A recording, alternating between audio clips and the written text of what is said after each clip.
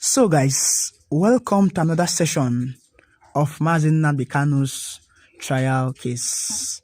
And in case you don't know, in this channel we bring you all updates concerning Mazi Nnamdi Kanu and his court trial.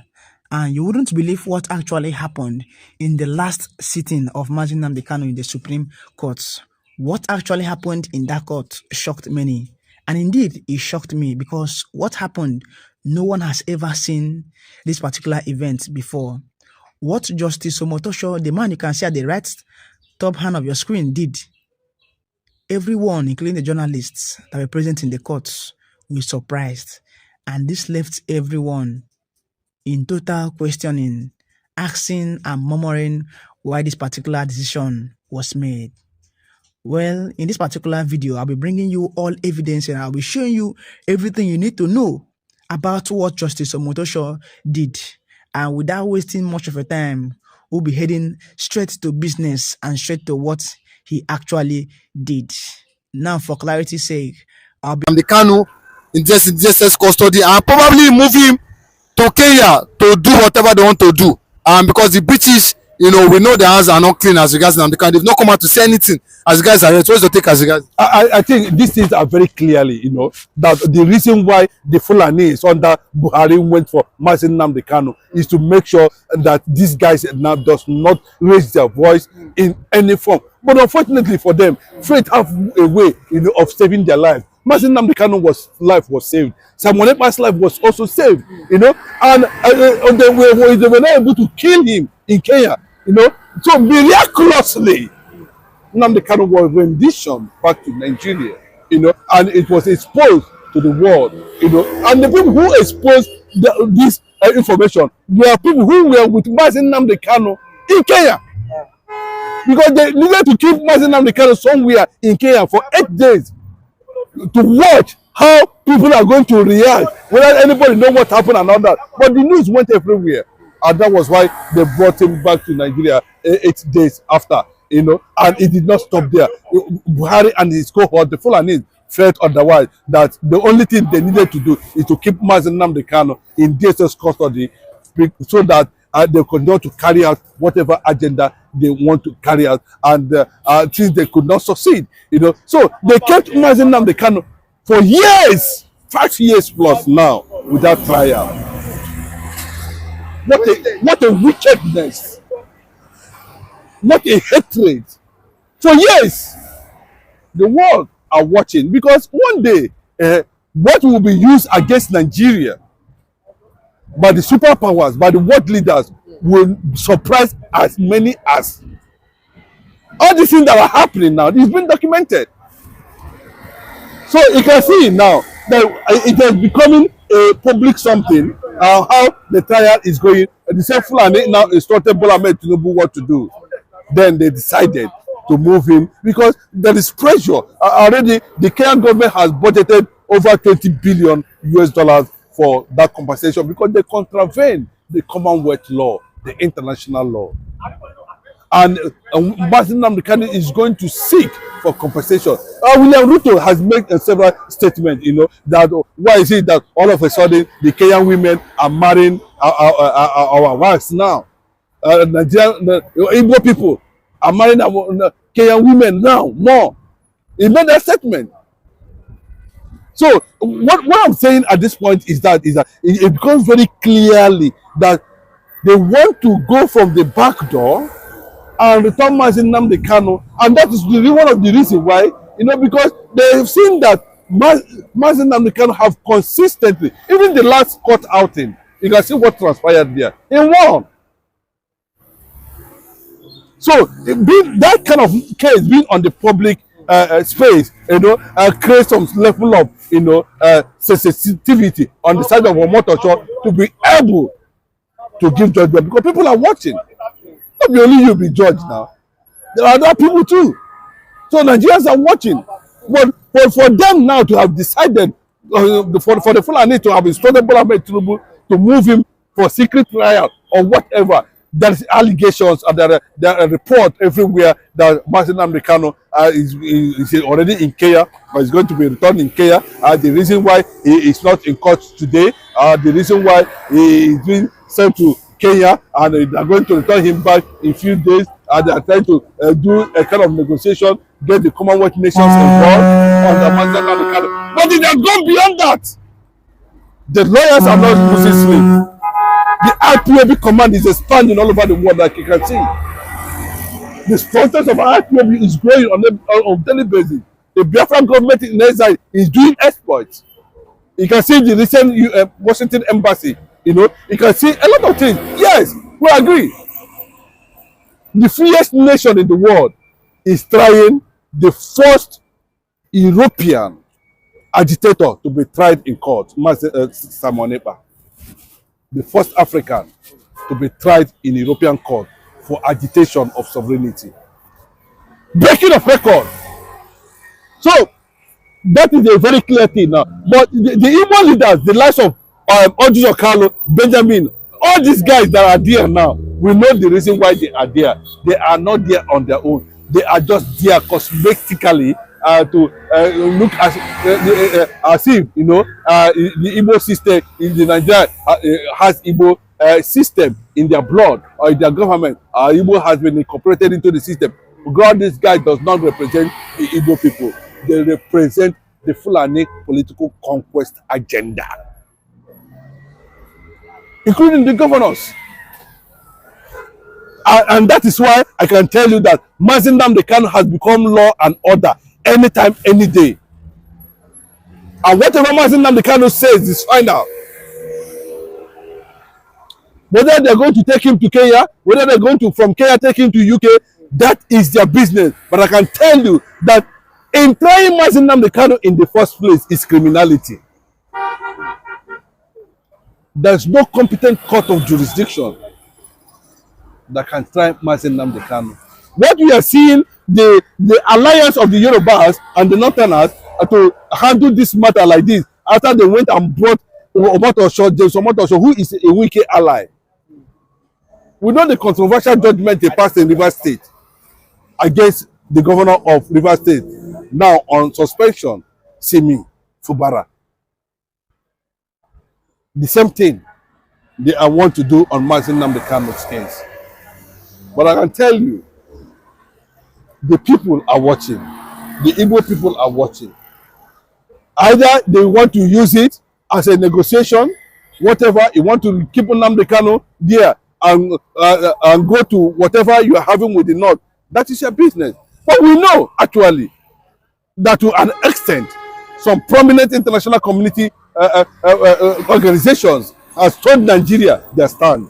And they are watching to see what is going to happen at the end of the day. The Indian government has sent delegates already. You know, the Canadian government has sent delegates already. The Israeli government has sent delegates already. The American government has sent delegates already. And you think those delegates, it does not matter anything to Nigeria. It does not make any sense. It's just ordinary delegates. You don't know that, you know, they are counting it for Nigeria. That one day, they will open book for Nigeria. And will tell you, so and so time, these are the steps we have taken, but you ignored us. But unfortunately, a certain president trying to be part of the Fulani agenda to destroy Biafra and Mazi Nnamdi Kanu will not stand. Okay, but a lot of people have said, you know, the DSS, or sorry, the Nigeria court or J.Omotosho moving this, you know, continuous trial to the DSS custody. Do you not think, because they say they want to what? They want to, you know, probe the container that Nnamdi Kanu brought in, you know, from Britain, you know, back then 2017. Do you not think that some people are saying this government might even possibly, or the Fulanis might plant bomb in that container and put false allegation on Nnamdi Kanu? Do you see this? Of course, Nigeria can never be trusted for anything. Nigeria cannot even trust their own leadership. Nigeria cannot even trust Nigeria. So where do we stand from? You know, so you can see that everything is heading towards balkanization, you know, of Nigeria. You know, a disintegration of Nigeria. Every Nigerian is working towards the disintegration, including the presidency, including the judiciary, including the INEC. All of them are working towards disintegration of Nigeria. So what makes Mazi Nnamdi Kanu's case different? Mazi Nnamdi Kanu's case cannot be different from the reality on ground. The military is working against Nigeria, disintegration. the police is working to make sure Nigeria disintegrate. The Fulanis are working. Or the politicians are doing the same thing. So what makes Nnamdi Kanu case different? So that is the suspicious that's been built around what we are talking about today. But what is transmitter in the first place? Can anybody just tell me what transmitter is? You know, transmitter, is it a radio? Is it a phone? Because a phone, it can also be a transmitter. I don't know what they mean by transmitter, that they, to an extent that they say because of transmitter they want to move the matter to DSS. No, it sounds ridiculous, honestly, on that note, if actually it is because of transmitter. Anybody can open. How many minutes does it open to the smartest transmitter? You know, and transmitter for me is not a weapon. It's not an atomic energy, an atomic bomb. It's not a nuclear arsenal.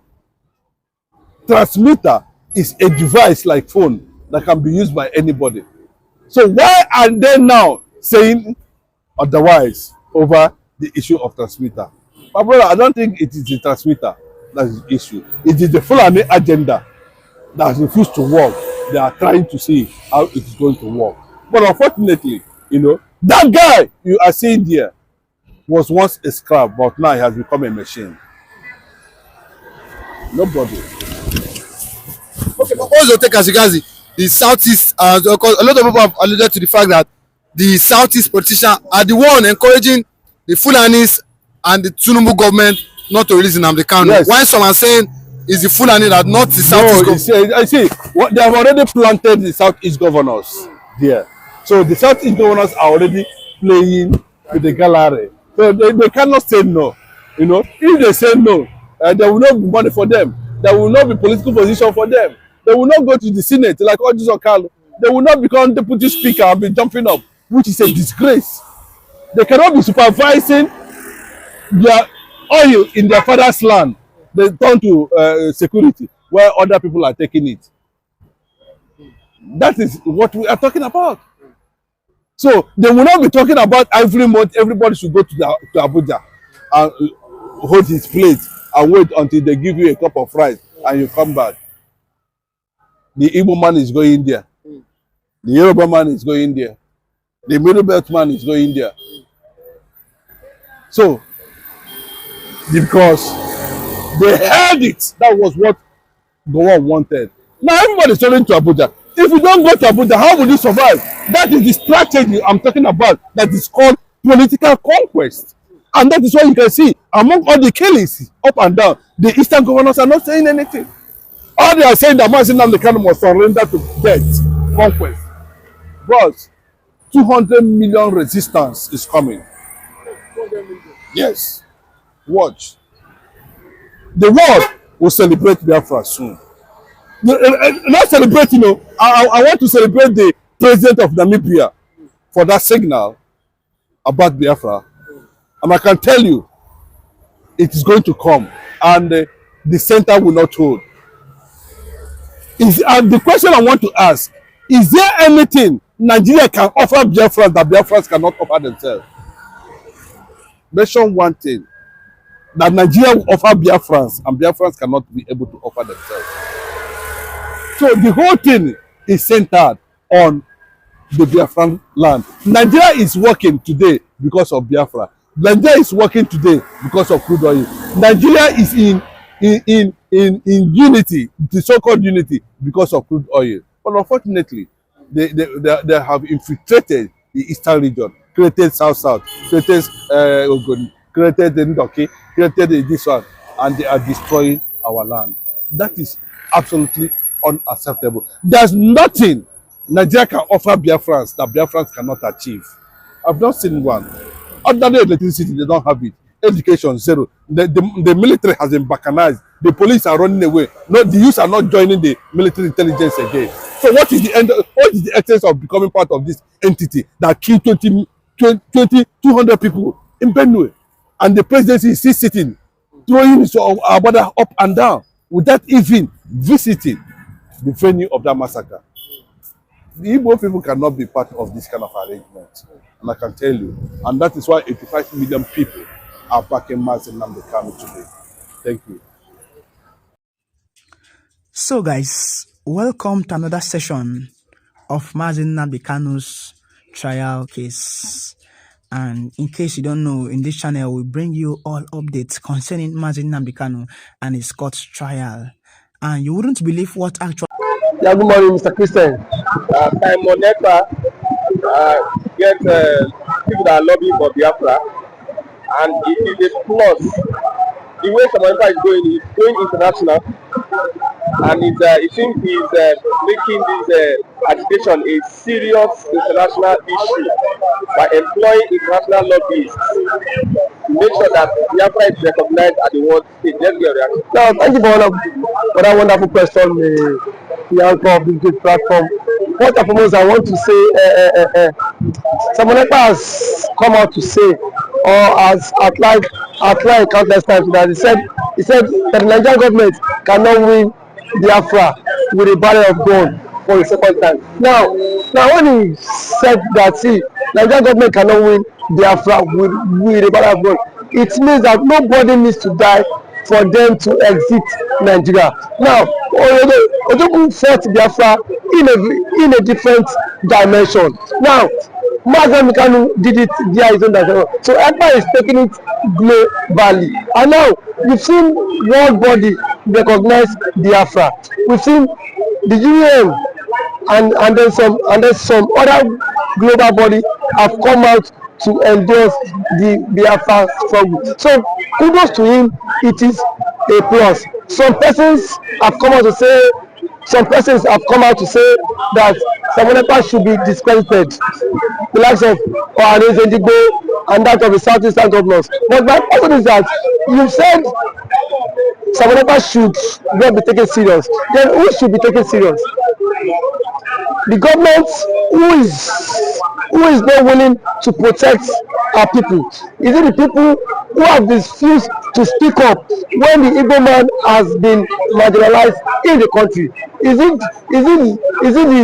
the same governors who have become a tools in the hands of their Fulani master? So for you to even have a character like Samoneka and Nnamdi Kanu to have come out to say enough is enough, that we are tired of this contraption called one Nigerians.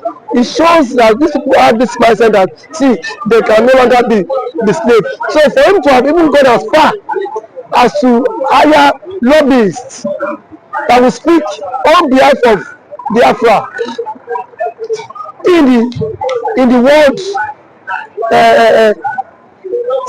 in the UN summit, to me it's a plus, and that alone, the voice of Biafrans will be heard globally, and the voice of an Igbo man is also being heard globally. Now let me take it back the line. When Southern Sudan and South Sudan wanted parted ways, nobody killed each other. Nobody go through the route of violence. It was done amicably. So Samoneka is doing it amicably for him to convince world leaders that this thing is possible, and why the government of the day, the present government of Nigeria, are not seeing it that way. Thank you. You can also to the government, to the Nigerian government, be worried about this. Why would they be worried? The same people have sent assassins to kill Samoneka. Now only he has escaped. So see, one thing about it is that the government of the day, they are panicking. There's panic. You know what it is now? Say a particular tribe or a major tribe to exit your country. You know how an Igbo man is. You know the investment of an Igbo man is in the country. Now imagine in Nigeria without an Igbo man. Let's just imagine that. I mean, dominance. That means the outside man would now dominate virtually every government parastatals in Nigeria. So now the reason why the Igbo man is still believe that's Nigeria is because the Igbo man is still in the contraption called Nigeria. But eventually, if the Igbo man leaves, my brother, the Yoruba man will know the true meaning of Nigeria, and then we now know who owns Nigeria. Just like what Angobula said, he said they are not scared of the Igbos parting, exiting Nigerians. That was what he said. He said they are not scared. Indirectly, that means the other tribe would not have sense of belonging in the country. And we know it. We know it. I know it too. And every normal man now has the spirit of dominance. You cannot dominate him. If a Fulani man has the spirit of dominance, for you to dominate him, it will take ages. In terms of population, you cannot dominate them. So one thing is that Ojukwu foreseen this whole thing. That was why he championed this biafra struggle. And now, gradually, it is now becoming a reality in this contraction called Nigeria. Now, there are some Igbo men are even tired of the system called Nigeria, just because they feel their brother is still in president. Man, my brother, I can bet you, come 2027, the Yorubas will be championing old Republic more than the Igbo man. I can bet you that. That and then certain of. Yes, we will championing because it is certain when their president, when their brother is being kicked away from the presidency, already there is a plot, and which he himself cannot escape. The president himself knows that there is a plot, and then the big shots in the north are forming alliance. You know it. RFI, a powerful influence in the north, is not in the league. Sorry, is not in good terms with the president. And now nobody can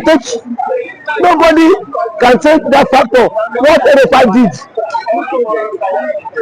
or I see that made Tinubu emerge as the president via his own influence. And then we have also the likes of Angulai, which is the chairman of the Northern Order Forum. He said post that election that the Northern Order supported Tinubu, but come 2027, Tinubu will not get their support. So what does that mean? Now if the average left person is not giving the vote, now where will they get the vote? The shots come by 2027. The same thing the Yorubas have been tagged the Igbos for. Now they will be the mastermind of it, because I can bet you by 2027 Yoruba will stop. And that's the slogan that will continue to trend, is that we are tired of the country, we want to follow the suit of the Igbo man and exit the country. And then the Igbo man now will not take them, tag them for being unserious, because now that the Igbo man is championing for the exit, we are saying the Igbo man is not serious. There are claims that the Igbo man is not serious, but I can bet you, when the system will also catch up with you, then you will know why the Igbo man has been championing to exit. Thank you for always coming.